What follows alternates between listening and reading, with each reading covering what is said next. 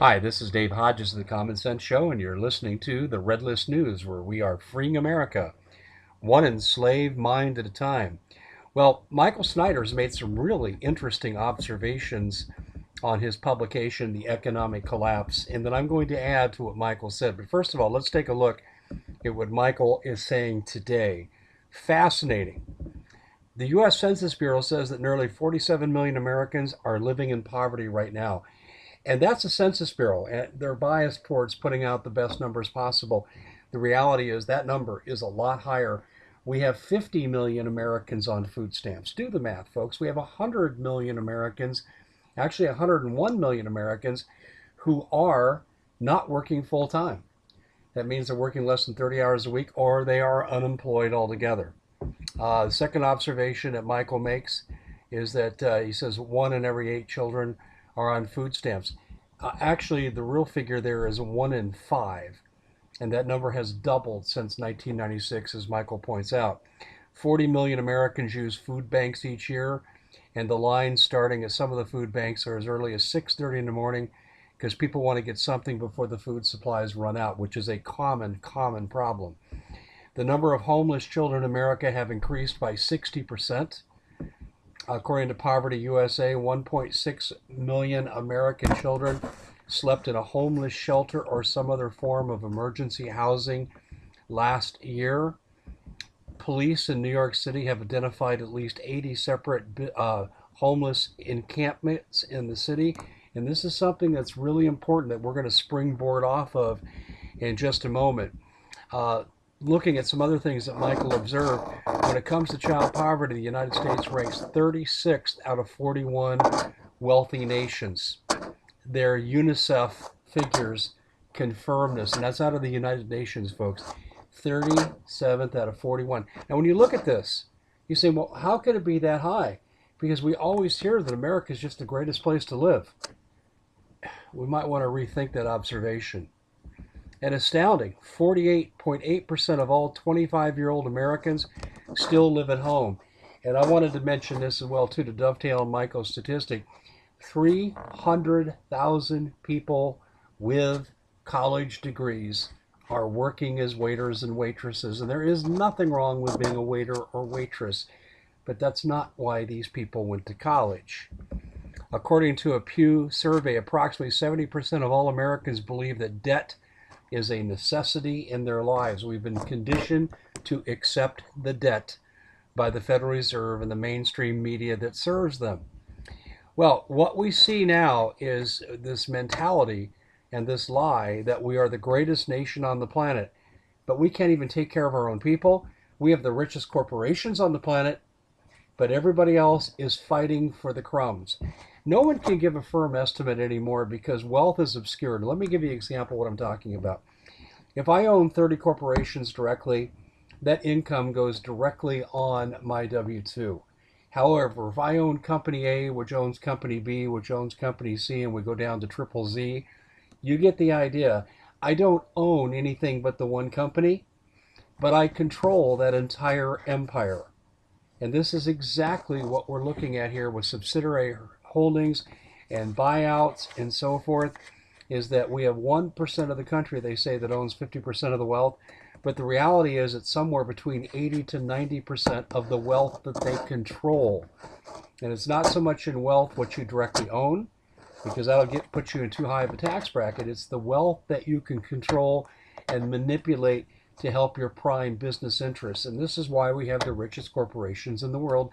In addition, I'd add to it because of the free trade agreements as well, and the cheap labor that comes in from illegal immigration. Now, what's really interesting to me when I look at these statistics is the fact that these stats always get left out. Now, I think Michael's hit this in various ways in the past, but any other discussions that people are having about the economy start and end with the $19 trillion debt. And actually, it's going to be $21 trillion very quickly before Obama leaves office. But we have over $240 trillion of unfunded mandated liabilities. And if you follow my work for any length of time, you know that I have covered this ad nauseum. What are unfunded mandated liabilities? Well, we're required to do it. We promised to do it. We're talking about Social Security, Medicare, Medicaid, and so forth. $240 trillion. We bring in as a country $2 trillion a year. Do the math. You think we're going to pay that off? And then, of course, there's the bailouts in which we were saddled, the American taxpayer was saddled with $1.5 quadrillion of debt and climbing by $505 trillion of interest each year. And when you start looking at that number, what does that basically mean? Well, what that basically means is we couldn't pay off this debt in the 100th century. So America is the greatest nation on the face of the earth. We have the most debt. We have one of the lowest lifespans. We're 51st according to the CIA fact book. 51st. We're behind Cuba. We live to be an average of 78 point something years, and the Cubans live a full year longer than we do. A third world country with a superior healthcare system to our own. So when we look at this, what is the point that I'm driving home right now? What we see is an explosive and intimidating growth of the poverty rate in America that will absolutely blow our mind, as Michael Snyder said. It's absolutely phenomenal. But for those who have cognitive dissonance, they don't want to face the changing paradigm of what America was versus what it's become. They won't believe it. Well, believe it, folks. Now, I'm going to give you some really, really good advice here. One of the things that Americans absolutely need to do is they need to convert their soon-to-be worthless cash in their bank accounts, except for what you need to have to pay your bills on a monthly basis. And you need to take any excess money, if you have any, and you need to put it into precious metals. What? Yeah, precious metals. Because first of all, when the banks close, because they're insolvent and all 5 major banks are in trouble, when they close, do you think that they're going to line up and let you have your money back? Is that what history teaches you? Did you learn anything in your U.S. history class in 11th grade about the Great Depression? Well, what do? Well, this sounds like a cheap commercial, but this man is a friend of mine, and I'm talking about Steve Quayle. And what you need to do, because I deal with Steve, I'm a business customer of Steve's, and I have done a fair amount of conversion. And what you need to do is call Steve at 406-586-4842. This is not advertising that Steve is paying me for. It's something that I think needs to be in the forefront of every American who has a solvent bank account but is worried about the future of what is coming. Again, Steve's number to call during business hours is 406-586-4842. And I will tell you from experience that if Steve can't help you, he'll turn you away. Now, why would I pump Steve Quayle when I'm not advertising for him?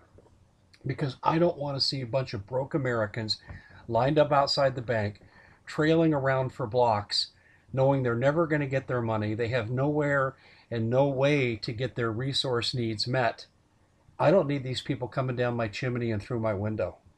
That's why. And I'm doing this for almost selfish reasons, except I don't want to see humanity get caught short, because the day of the shortages, food, water, and your ability to get a firearm to protect yourself, those days are almost gone. And if you don't act now in the face of these horrific numbers that Michael Snyder and I are bringing to you today, you are going to be horribly lost and your family is going to suffer. And that's about as bluntly as I can put it. Well, that's it for the Red List News. And our one sponsor for our broadcast with the Red List News is Numana Foods. And you can look into the very best in storable food, the best prices, the best quality tasting food, great delivery options, and everything that you want out of a company with storable food, Numana represents. You can go to our website at numana.com/Hodges. Again, that's numana.com/Hodges.